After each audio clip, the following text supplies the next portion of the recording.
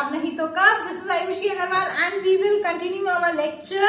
This will be lecture number 33, a very very important lecture because in this lecture we are going to start our structure function relationship, जो कि हम कुछ examples के through, in fact कुछ enzymes के through study करेंगे। ठीक है, तो हम क्या पढ़ने वाले हैं, हम देखने वाले हैं हमारा स्ट्रक्चर फंक्शन रिलेशनशिप।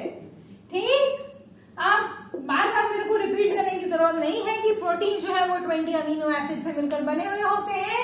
वो 20 अमीनो एसिड से यूनिक पैटर्न फॉलो करते हैं और बनाते हैं हमारा 3D शेप। अब आप उसको कैसे समझेंगे वो देखिए जरा।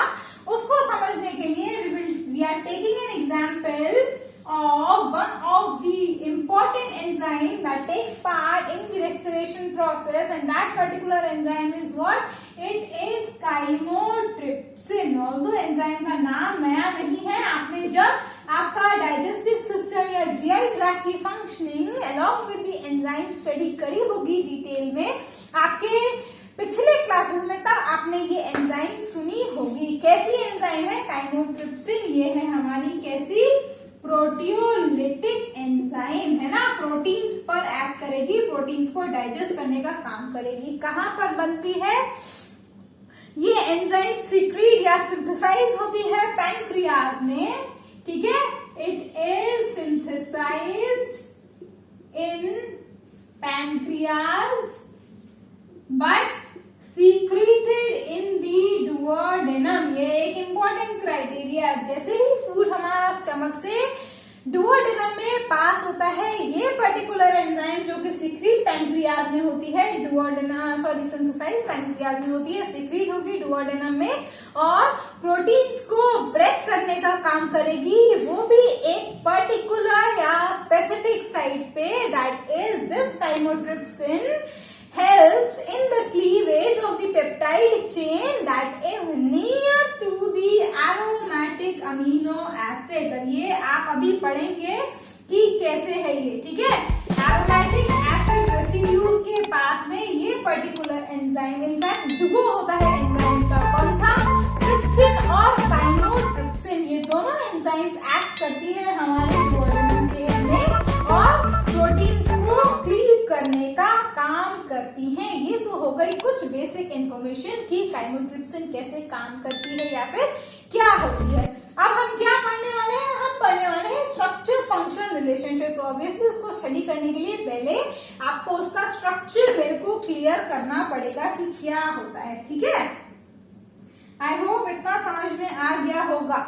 ठीक, अच्छा चलो वो एंड में बताऊंगी लेक्चर की। एक और इम्पोर्टेंट बात है जिससे कि आप लेक्चर को पूरा देखें और समझें कि कैसे क्या परफॉर्म हो रहा है। ठीक है, काइमोट्रिप्सिन की स्ट्रक्चर में it consist of 3 polypeptide chains.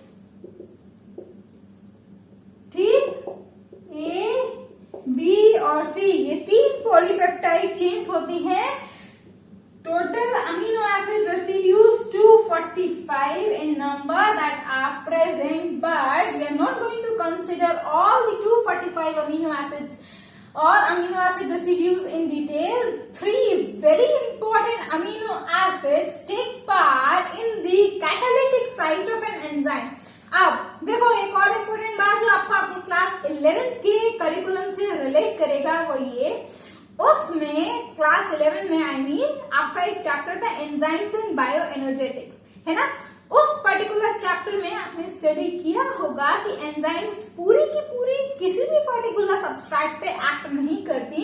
It is the active site of enzyme which binds with the substrate and hence leads to the subsequent reaction। अगर नहीं पढ़ा है, चैनल पर क्लास 11 बायोटेक की प्लेलिस्ट में लेक्चर अपलोडेड है, जाकर पढ़िए, क्योंकि एंजाइम की फंक्शनिंग पढ़ना भी बहुत इंपॉर्टेंट है। बहुत सारे ऐसे प्रोटीन हम आगे भी पढ़ेंगे जो एज एन एंजाइम काम करते हैं, तो उसके लिए आपको एंजाइम्स का बेसिक मैकेनिज्म क्लियर होना चाहिए। ठीक है, अब मैंने आपको बताया काइमोट्रिप्सिन 3 पॉलीपेप्टाइड चेन्स से मिलकर बना है। A B C 245 total amino acid residues हैं, जिसमें 3 बहुत इंपॉर्टेंट रेसिड्यूज हैं। वो 3 रेसिड्यूज कौन कौन से हैं? I just write down the 3-letter code along with their position. You have histidine 57, that means histidine present at the 57th position, and aspartate that is present at position 102. These are present on chain B. Okay, 2 amino acid residues, histidine at 57th position, aspartate और aspartic acid at 102 position. इसके अलावा जो तीसरा amino acid residue है that is serine at 195 and it is on chain C. ये 3 important amino acid residues बनाएंगे उसका catalytic triad. कैसे बनाएंगे ये 3 अमीनो एसिड? अब देखो स्ट्रक्चर की फोल्डिंग की बात जैसे ही आएगी, ये तीनों अमीनो एसिड जब काइमोट्रिप्सिन का स्ट्रक्चर फोल्ड होता है, मतलब प्राइमरी स्ट्रक्चर सेकेंडरी और टर्शियरी के स्ट्रक्चर में कन्वर्ट होता है, तो ऑल्दो इन तीनों अमीनो एसिड रेसिड्यूज के बीच में गैप बहुत है, मतलब बीच के अमीनो एसिड रेसिड्यूज बहुत हैं, but still they come closer in the vicinity during the protein folding. ठीक है, प्रोटीन फोल्डिंग के टाइम पर ये ग्लोब्यूलर फॉर्म में अटेन होके 3D स्ट्रक्चर बनाएंगे. उस ग्लोब्यूलर फॉर्म में ये तीनों अमीनो एसिड रेसिड्यूज पास आ जाते हैं, जिसकी वजह से बनता है हमारा कैटालिटिक ट्रायड या फिर एंजाइम एक्टिव साइट. कैसे बनेगी देखो जरा, इतना समझ में आ गया आई थिंक कि कैसे हुआ. अच्छा, जब ये तीनों अमीनो एसिड्स पास में आएंगे तभी हमारी एंजाइम जो है वो एक्टिव फॉर्म में आएगी. अब आपको फिर से आपके क्लास 10th की आई थिंक डाइजेस्टिव सिस्टम वाले चैप्टर पर जाना पड़ेगा. देखो मैं इसीलिए रिलेट कर देती हूँ जिससे कि आपको क्लियर हो जाए एकदम से कि कहाँ पर आपने वो पढ़ा. क्लास 11 में डाइजेस्टिव सिस्टम जब आप पढ़ रहे थे तो वहां पर एंजाइम्स आए होंगे, तो आपने पढ़ा होगा कि this chymotrypsin is synthesized as an inactive enzyme and that particular enzyme और in fact you term it as zymogen is known as chymotrypsinogen. This chymotrypsinogen gets activated when entering into the duodenum and hence leads to its proteolytic function. क्या बोला मैंने? शायद बहुत कम बच्चों को समझ में आएगा, फिर से एक बार सुनिए. ये जो zymogen एंजाइम है जो पैंक्रियाज से सीक्रेट होती है, कॉमन सेंस है, अगर काइमोट्रिप्सिन पैंक्रियाज में सीक्रेट हो रही है, प्रोटियोलिटिक एंजाइम है, तो ऑब्वियसली वहां पर भी उसको प्रोटीन का डाइजेशन स्टार्ट कर देना चाहिए. ऐसा नहीं होता. क्यों नहीं होता? क्योंकि पैंक्रियाज में जो एंजाइम बन रही है वो इनएक्टिव फॉर्म में है, जिसको आप zymogen बोलेंगे, और यहाँ पर वो zymogen का नाम क्या है? काइमोट्रिप्सिनोजन. ये काइमोट्रिप्सिनोजन क्लीव होती है और बनती है एक्टिव फॉर्म में. क्लीवेज का मतलब है इन टर्न ये तीनों amino acid residues protein folding के टाइम पर पास में आ जाएंगे और काइमोट्रिप्सिनोजन से बनेगा हमारा काइमोट्रिप्सिन, जो जाएगा इस डुओडेनम में और प्रोटीन्स पर एक्ट करेगा. कैसे? प्रोटीन्स के ऊपर, एरोमेटिक अमीनो एसिड रेसिड्यूज के ऊपर. ठीक है, ये तो हो गई ऊपर की बात. अब आप क्लास 12 में आ गए हैं, बायोटेक्नोलॉजी पढ़ रहे हैं, तो फंक्शनिंग देखो कि कैसे एंजाइम एक्टिव होगी. इसीलिए मैंने बोला था बहुत इंपॉर्टेंट लेक्चर है. अगर एंजाइम की फंक्शनिंग क्लियर नहीं होगी तो समझ में नहीं आएगा. अगर फिर भी समझ में नहीं आया तो कमेंट्स में पूछ लीजिए या फिर मेरे को डाउट अपना भेज दीजिए. I will clear it there. Okay, अब देखो इन 3 अमीनो एसिड रेसिड्यूज की बात करने वाली हूं मैं बस, और इसी से आपको क्लियर हो जाएगा कि कैसे उसका जो फंक्शन है वो रेगुलेट होता है. ठीक है, आप जाओ जरा पिछली क्लास के ऊपर जो अपलोड हुई है इसी प्लेलिस्ट में, जिसमें मैंने आपको कुछ फोर्सेस के बारे में बताया है जो प्रोटीन्स के स्ट्रक्चर को स्टेबलाइज करते हैं. बहुत सारी चीजें इस लेक्चर में इंटर रिलेट हो गई. देखो, जब ये तीनों अमीनो एसिड रेसिड्यूज पास में आएंगे प्रोटीन फोल्डिंग के टाइम पर, तो क्या होगा? अब आपको पता होना चाहिए. फिर से go back to class 11 biomolecules chapter amino acids portion, जिसमें हमने पढ़ा है अमीनो एसिड्स को आप बहुत सारी तरीके से क्लासिफाई करते हैं on the basis of the charge on the side chain that is attach, और उसके बेसिस पर आपको पता होगा कि ये जो एस्पार्टिक एसिड या फिर एस्पार्टेट है वो होता है नेगेटिवली चार्ज. अब यहाँ पर एस्पार्टेट कौन सी पोजीशन पर कंसीडर कर रहे हैं हम? 102 पोजीशन पे, क्योंकि वो इंपॉर्टेंट है. ठीक है, नेगेटिवली चार्ज एस्पार्टेट है. ये negatively charge, listen very carefully, ये नेगेटिवली चार्ज एस्पार्टेट क्या करेगा? पार्शियली हाइड्रोजन आयन लेगा. किससे? हिस्टिडीन रेसिड्यू से, जो कि प्रेजेंट है 57th पोजीशन पर.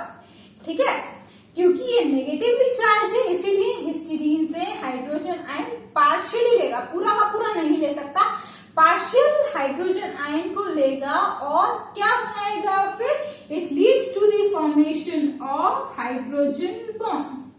ठीक है, अब एस्पार्टेट नेगेटिवली चार्ज था, हिस्टीडीन से इसने H+ आयन ले लिया, ये भी नेगेटिवली चार्ज हो गया, क्या बना, हाइड्रोजन बॉन्ड। हिस्टीडीन के पास एक हाइड्रोजन आयन की कमी हो गई, लेकिन वो उसको अफोर्ड नहीं कर सकता अपने इस H+ आयन को कंपनसेट करने के लिए, ये दोबारा से हाइड्रोजन आयन ले लेगा, किससे लेगा, सेराइन से। सेराइन का पोजीशन 195। ठीक है, समझ में आया।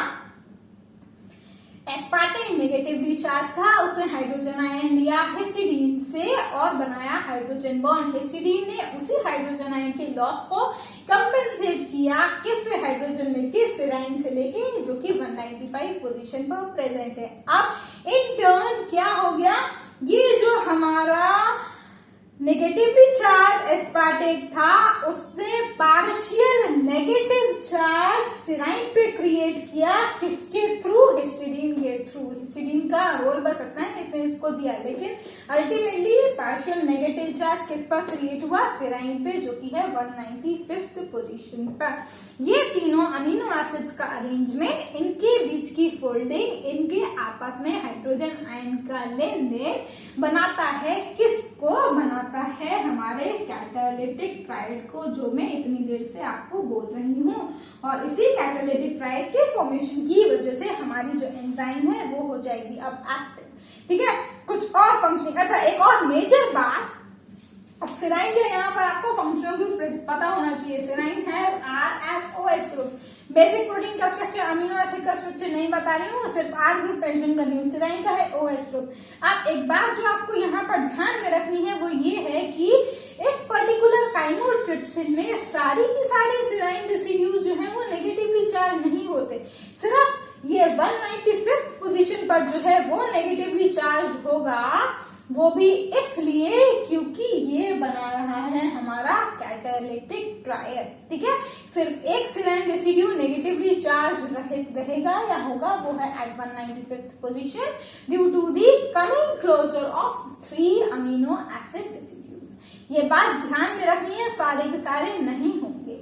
ठीक है, अब ये हो गई। अब क्या हुआ, ये जो नेगेटिवली चार्ज ऑक्सीजन हुआ सेराइन में, आगे की कहानी सुनो। हाँ, कहानी लग रही होगी है ना इतनी देर से। हाँ, ये जो आप सेराइन का नेगेटिवली चार्ज्ड ऑक्सीजन है वो क्या करेगा, that will make nucleophilic attack on the carbonyl atom of the peptide bond. फिर से ऊपर से चला गया है ना, हाँ गया ही होगा ऑब्वियसली। देखो, ये जो सेराइन का जो ऑक्सीजन है अब वो नेगेटिवली चार्ज हो गया, क्योंकि हाइड्रोजन आयन उसने दे दिया अपना हिस्टीडीन को। ठीक है, तो उस नेगेटिवली चार्ज ऑक्सीजन ने न्यूक्लियोफिलिक अटैक किया कार्बोनाइल कार्बन पर, जो कि पेप्टाइड बॉन्ड पर प्रेजेंट है, और उसकी वजह से जो बनेगा वो होगा हमारा ऑक्सी एनायन होल। ठीक है, एंजाइम के सेंटर में एक होल बन जाएगा, that is termed as oxy anion hole, या फिर एंजाइम की पॉकेट में ये पर्टिकुलर होल बनेगा। यही होल जो है वो एरोमेटिक हाइड्रोफोबिक अमीनो एसिड्स को अपने से बांधेगा, and hence it leads to the cleavage, thereby activating the enzyme. ठीक है, इस होल के प्रेजेंस की वजह से एंजाइम की पॉकेट में एक लार्ज स्पेस बन जाएगी, और वो स्पेस का अरेंजमेंट होगा हाइड्रोफोबिक अमीनो एसिड रेसिड्यू से फुलफिल, जिसकी वजह से बाहर से भी, मतलब जो भी प्रोटियोलिटिक, क्योंकि ये प्रोटियोलिटिक एंजाइम है, तो बाकी के जो प्रोटीन्स हैं वो हाइड्रोफोबिक एरोमेटिक अमीनो एसिड यहाँ पर आके बाइंड करेंगे और फिर उनका हो जाएगा क्लीवेज। समझ में आ गई बात कि कैसे ये पर्टिकुलर काइमोट्रिप्सिन प्रोटियोलिटिक एंजाइम की तरह बिहेव करता है और फिर क्लीवेज करता है किसका। ये बात देखो, सारी चीजें इंटर रिलेटेड है। जब मैंने लेक्चर स्टार्ट किया था तब मैंने बोला था कि काइमोट्रिप्सिन एंजाइम है जो कि एरोमेटिक अमीनो एसिड्स को अटैक करेगी। अब कैसे अटैक करेगी, उसका प्रिंसिपल, उसकी वर्किंग एंजाइम की एक्टिवेशन से लिंक्ड है। ठीक है, ऑक्सी एनायन होल हुआ, लार्ज स्पेस बना एंजाइम में, large space is created, and it leads to the cleavage of what? Hydrophobic aromatic amino acid residues. ये अमीनो एसिड सिर्फ मैं लिख रही हूँ आपको समझाने के लिए। ए आप अपने एग्जाम्स में ए मत लिख दीजिएगा, ठीक है, वरना ए की तरह सारे नंबर उड़ जाएंगे। ठीक, this is hydrophobic aromatic amino acid residues. समझ में आया? अच्छा, ये बात भी आपको शायद समझ में आ गई होगी कि कैसे हमारा जो एंजाइम है वो एक्टिव होगा। लिख देती हूँ एक बार, शायद मैंने पहले लिखा नहीं, ठीक है। Chymotrypsinogen, it undergoes conformational change। वो conformational changes मैंने आपको बता दिए क्या है ना, जिसकी वजह से हो जाएगी ये एंजाइम एक्टिव, जिसको आप बोलते हैं काइमोट्रिप्सिन।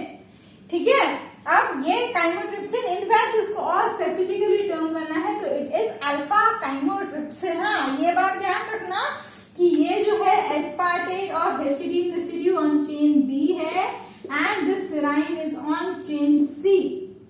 ठीक, ये चेन की किसी भी अमीनो एसिड रेसिड्यू की हमने यहाँ पर बात नहीं की। समझ में आ गया पूरा का पूरा कॉन्सेप्ट? तो इसी से अब देखो, इसी से आपको क्या समझ में आया, कैसे वो प्रोटीन का कन्फॉर्मेशनल चेंज या स्ट्रक्चर उसके फंक्शन के लिए रिस्पॉन्सिबल है। So this is how the structure function relationship of very many enzymes, in fact all the proteins is established and hence it leads to the respective function. Okay, तो I hope कि clear हो गया होगा। That's all for this particular lecture. Next lecture में एक और disease को लेकर बात करेंगे, यही स्ट्रक्चर फंक्शन रिलेशनशिप के ऊपर, क्योंकि एक से भला नहीं होने वाला है। एक एग्जाम्पल पढ़ के आप जनरलाइज नहीं कर सकते कि स्ट्रक्चर फंक्शन रिलेशनशिप स्टैब्लिश होता है प्रोटीन्स में। ठीक है, तो till the next lecture, enjoy your studies, ask your doubts anywhere, either in the comment section or through the Gmail if you want notes. Reply me or message me on the WhatsApp. I will provide you with that too. Okay? So have a good day. Take care. Bye bye. Thank you.